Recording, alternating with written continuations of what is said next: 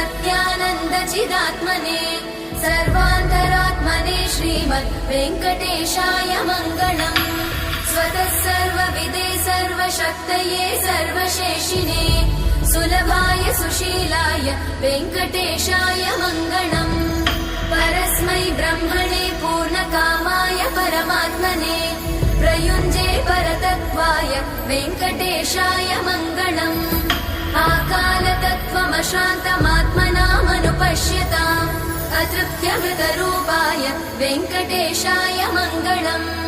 प्रायस्वचरणौ पुंसां शरण्यत्वेन पाणिना कृपया दिशते श्रीमद् वेङ्कटेशाय मङ्गलम्।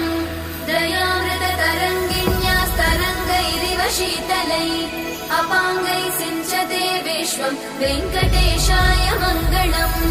स्रग्भूषाम्बर